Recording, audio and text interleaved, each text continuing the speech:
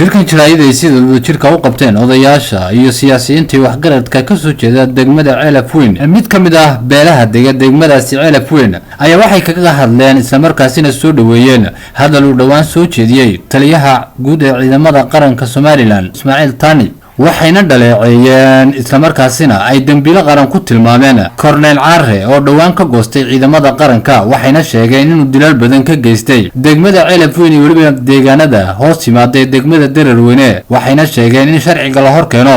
isla markaasina beelaha uu ka soo jeedo aanay difaacin waa kuwan odayaasha iyo waxgaradku arintaasi ka hadlaya isla markaasina baaq u diray xukuumadda Soomaaliland marka hore u hambalyeynayna jananka ciidanka Soomaaliland Nuux Taanig go'aankii uu soo saaray ee uu ku soo saaray Caare iyo wixii kale ayaanu hambalyo leenahay hambalyo janan waanu ku hambalyeynayna xukuumaddaanu hambalyeynayna xukuumaddaanu soo dhaweynaynaa xukuumaddu waa xukuumaddayadii aad baanu Muuse Biixi iyo wasiirka arrimaha gudaha ka arrimaha dibadda maaliyadda dhammaan iyo xanaanada xoolaha dhammaan waanu soo dhaweynaynaa waana u hambalyeynaa janankuna wuxuu istaahilaa dalac in la dalacsiiyo waa sareeyo gaas in laga dhigo marshal baanu u rajaynaynaa Muuse Biixi marshal ka dhig Nuux Taanig waa janan jira oo aqoon-yahana oo bislaaday oo adduunta aqoonta iyo cilmiga leh taas waa tan kale waxaan leenahay Caare in la cafiyo maaha halka jiingadihii qolada dhulbahante ka carareen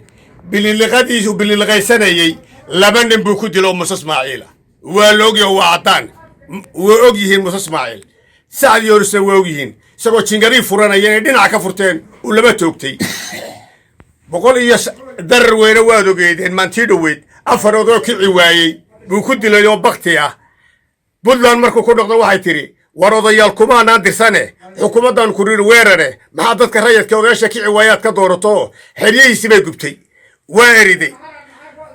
tii saddexaad waa tan iminka Ceelaf Weyn ka sameeyo ciidankiisii iyo rasaastiisii uu ka soo qaaday farmaajo oo farmaajo soo dalacsiiyey oo janan ka dhigay oo taliye ka dhigay oo yiri dalkaaga iyo dadkaaga weerar oo ku yimi Ceelaf Weyn weerar oo umula doox uu ku noqday oo maatadii dooxay oo dumarkii uurka la halaayay oo ubadkii baabi'iyay oo dadkii laayay oo dadkii kaalmaha shidaalka qaaday intuu yimi baasbariyay ku rasaastu farmaajo ka soo qaatay iyo darajadu farmaajo ka soo qaatay iyo hubku farmaajo ka soo qaatay iyo ciidankuu soo dhibay waxa ku sameeyeen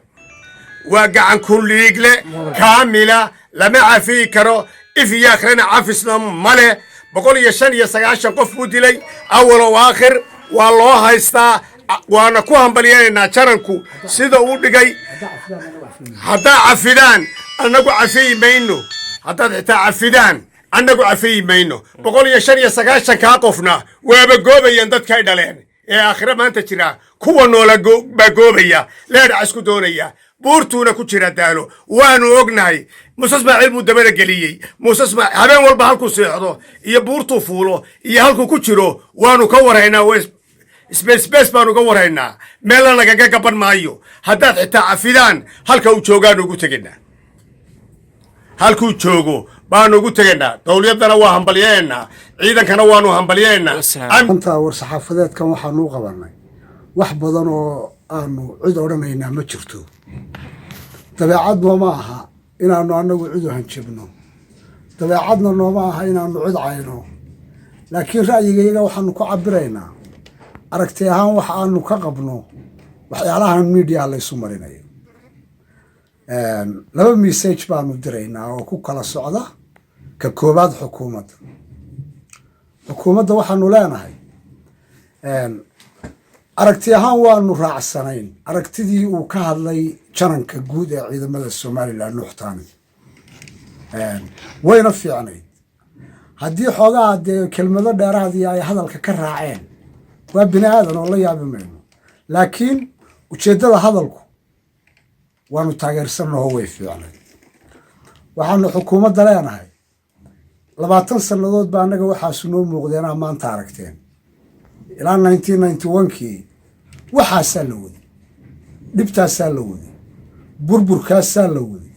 qoqobkaasaa la waday in magacii qarannimada qoys la siistaabaa la waday waanu arkayni laakiin idinku maanta aragteen waxaanu idin leenahay kuraasidiina idinku haystaan nimankaasu madaxweynaha idinku haystaan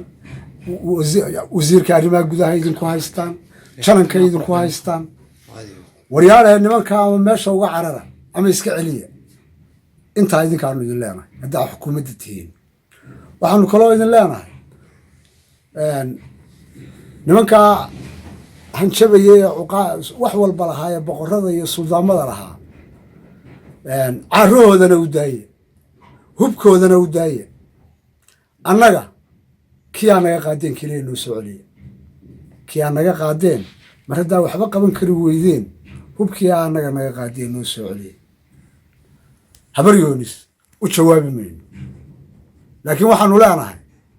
malahayga dee waana raagsateenoo hadda ka hor baana filayseen inaana aragtaan waxaanu idin leenahay col raagay ma xuma col baaqday baa xunena suga waxaan leeyahay madax dhaqameedada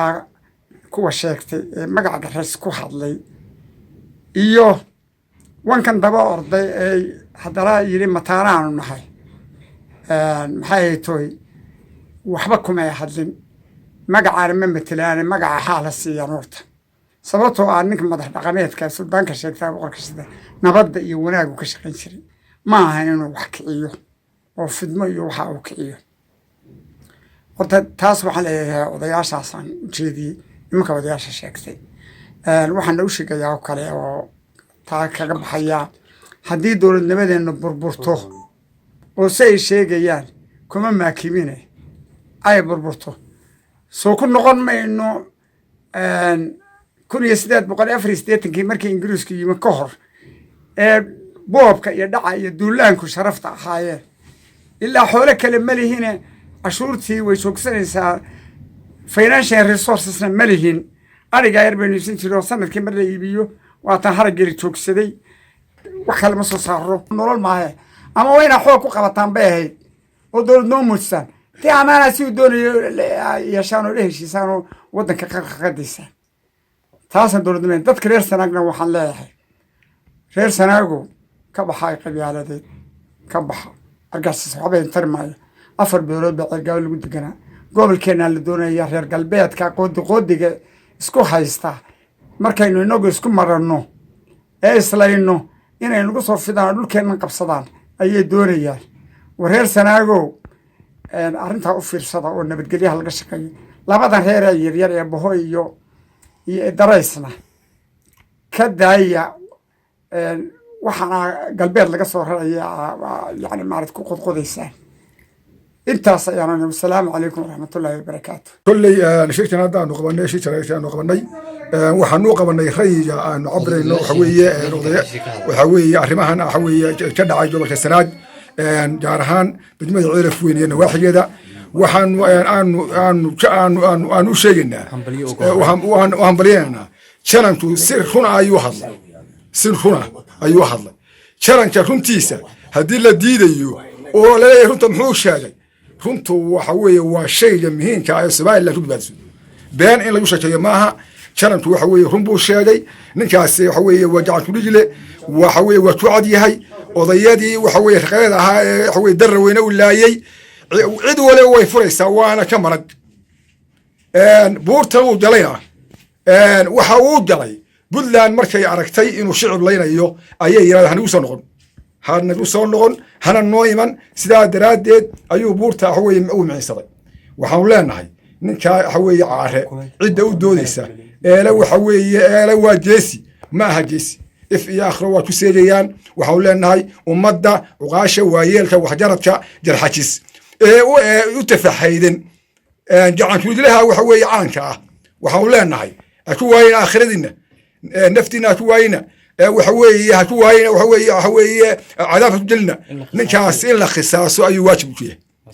waxa weeye sida jananku sheegay qofka loo hilinaya waa qof waxa weeye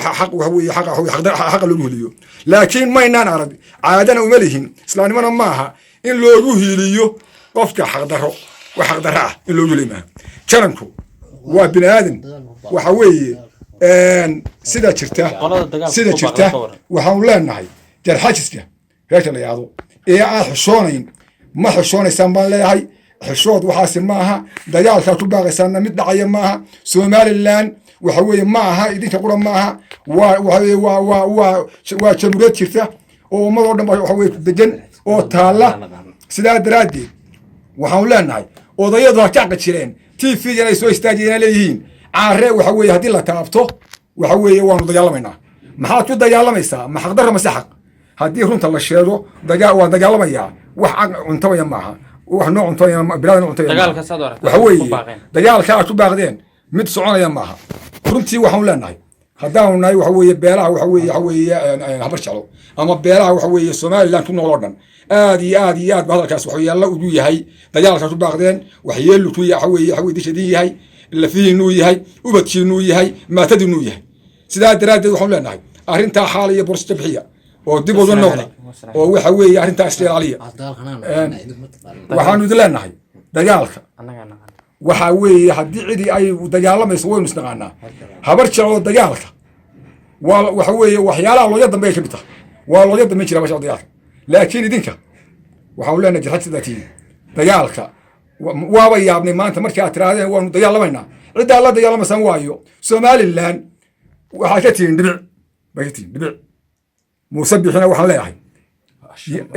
shay loo hanjabo madax loo hanjabo oo dalkii haysata kursiga in lagu hanjabo ma waxa weeye umaad fuulin aad waxa weeye ka jawaabtaa waxaan leenahay muuse bixi dee faraha bururtuma haysto habara wala faraha bururtuma haysato dalkuna ma aha waxa weeye jarxajiisa qura ummad oo dhan baa ku nool axmed maxamed cilmi telefishinka caalamiga